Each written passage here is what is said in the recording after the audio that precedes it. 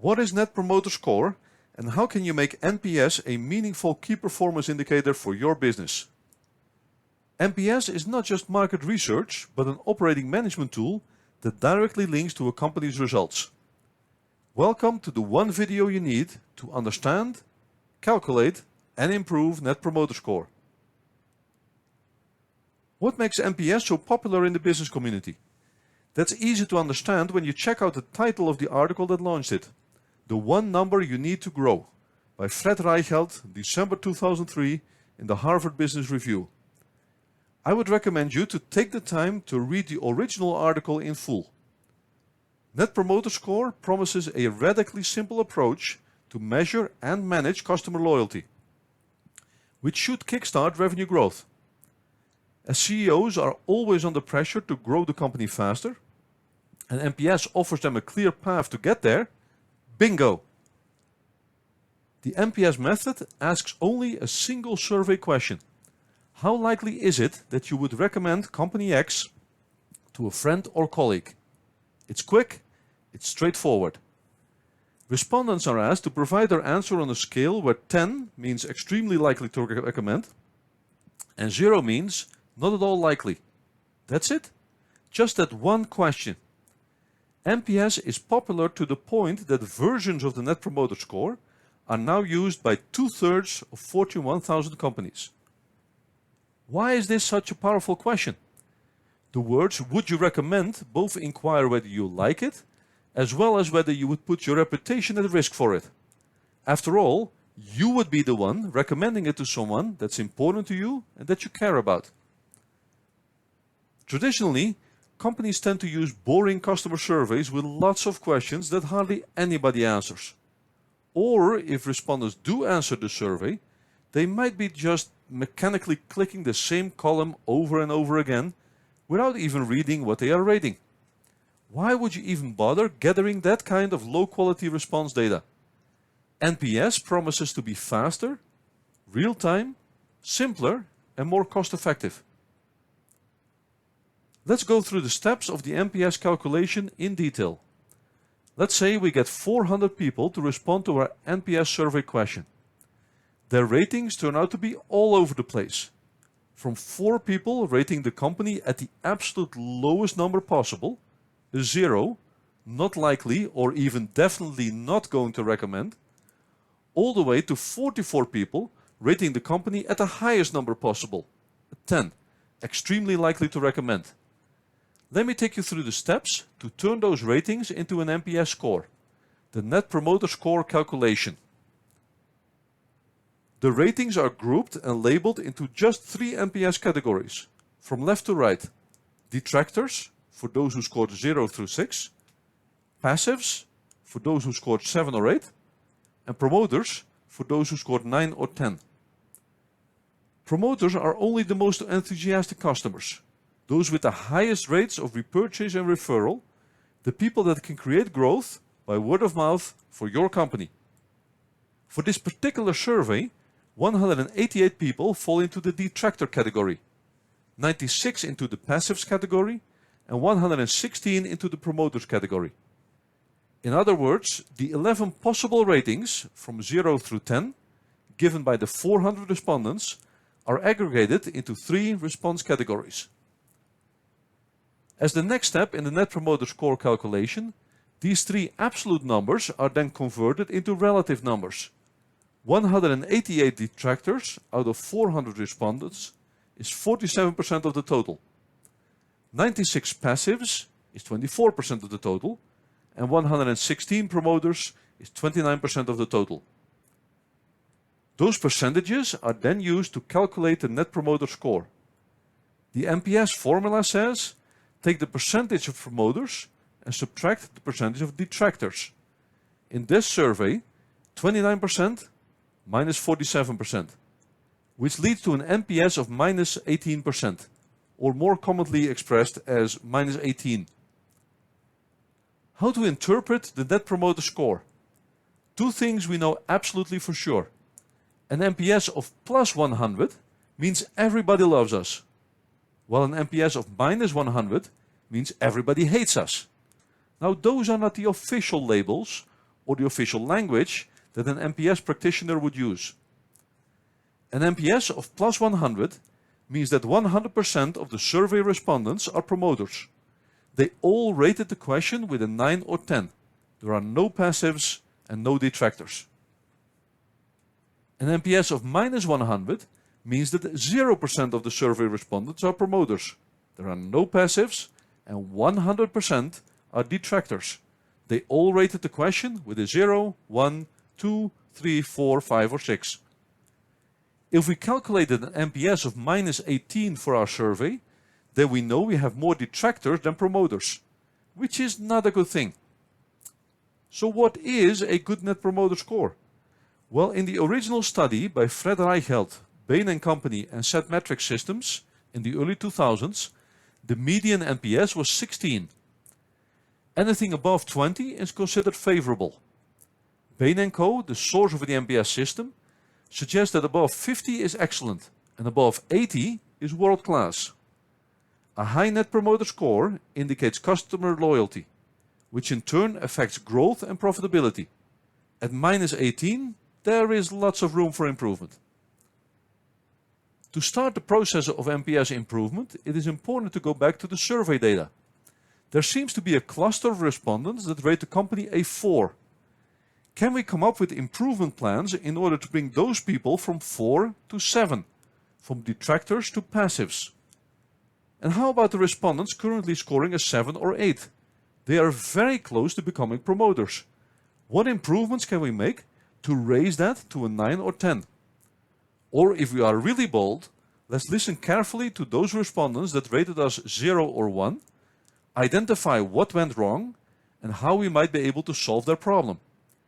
If we really care for the unsatisfied customers and they really feel the impact, we might even turn these from detractors straight into promoters. NPS is not something that one person solves as an equation in a spreadsheet in an ivory tower far from the operational reality. Net Promoter Score is a process for continuous improvements where results need to be transparent, consistently compiled, communicated and owned by the whole organization. We need more promoters and fewer detractors in order to grow. The goal is clear-cut, actionable and motivating. In order to get the story behind the NPS rating, simply give respondents the opportunity in free format to share the main reason for their score. That can be part of the online NPS survey response form or the topic for a follow-up conversation. You are not trying to change their mind and have them redo the rating for the existing dataset. You are not overloading them with tons of follow-up questions. You are trying to find the root cause for the rating they gave, make operational improvements, and ensure that the same customer, or a new customer for that matter, has a much more favorable experience in the future, and as a result might rate the company higher in the next survey. This is what the internal conversation about NPS improvement ideas could look like. Which factors to compete on and invest in should be created that the company or the industry has never considered? Which factors that already exist should be raised well above the industry standard? Which of the factors that the industry takes for granted, but that don't create much, if any, value for the customer, should be reduced or eliminated? Fast forward in time. The company works passionately and diligently on improvements for some time. Did the customers notice the impact of these improvements? A new NPS survey, or even better, continuous monitoring of NPS ratings, reveals that a new group of 400 respondents has an aggregated 136 detractors, 84 passives, and 180 promoters. Convert that to 34%, 21% and 45% of the total. What score comes out of that NPS calculation? 45% promoters minus 34% detractors yields a Net Promoter Score of 11. Better than before. There are now more promoters than detractors. However, an NPS score of 11 is nowhere near excellent yet. What further improvements can be made that might impact NPS? This is the next phase of the NPS improvement cycle. Net Promoter Score has become very popular in the business world and beyond. Many variations have appeared to the original question of, would you recommend this company to a friend? Would you recommend this product to your family? Would you recommend our service to your neighbors? Would you recommend this software to your team? Would you recommend this training to your colleagues? Would you recommend this YouTube channel to other students? The more popular a tool becomes, the higher the likelihood that somebody doesn't like it. One of the key objections to NPS is related to the way Net Promoter Score is calculated. Let's take another look at the survey results we just gathered. Let's call those survey responses dataset 2. The ratings are all over the place. 400 respondents gave ratings all the way from 0 to 10. Specifically, 2 respondents rate the company a 0. 56 respondents rated the company a 10, and the other ratings are in between. For purposes of the NPS calculation, dataset 2 is equal to dataset 3, where out of the 400 respondents, 136 rated the company with a 0, 84 rated it with a 7, and 180 with a 9. This in turn is, for NPS purposes, equal to dataset 4, where out of the 400 respondents, 136 rate the company with a 6, 84 with an 8, and 180 with a 10. Which dataset would you prefer to get as a response to your survey? Yeah, dataset 4, as each of the detractors is very close to becoming a passive, and each passive is very close to becoming a promoter. Yet the NPS calculation makes no difference between datasets 2, 3, and 4. Each dataset has an aggregated 136 detractors, 84 passives, and 180 promoters. This leads to the same relative sizes of populations: 34% detractors, 21% passives, 45% promoters, which in turn leads to the same NPS score for each dataset: 11, 11, and 11. That's just the way NPS works. Net Promoter Score is a blunt tool by design. It's not specific on purpose. Unless you can get respondents from one category to the next, in other words, move them above 6 or above 8, NPS doesn't move. The second objection to Net Promoter Score is cultural. Different regions or different countries tend to rate providers with varying degrees of enthusiasm. In some cultures, people are very outspoken in sharing praise and give higher ratings than just about anybody else. In other cultures, people tend to rate very conservatively, even if they are satisfied, as there's always something to improve. There might also be cultures where it is seen as rude to give very negative or very positive feedback. So to be culturally careful when comparing NPS scores between countries. Some researchers have even suggested to adapt the NPS scale by region. They argue that for Europe, a 6 or 7 rating should be categorized as passive, while 8s, 9s, and 10s would be promoters. A further objection to NPS is that there are people and companies that game the Net Promoter Score. Now that's not something new and not something that exclusively applies to Net Promoter Score. Any metric that the company introduces and attaches importance to is likely to get gamed by somebody somewhere. Sad but true. Here are some ways that NPS gets manipulated and why you should avoid this gaming behavior in your company.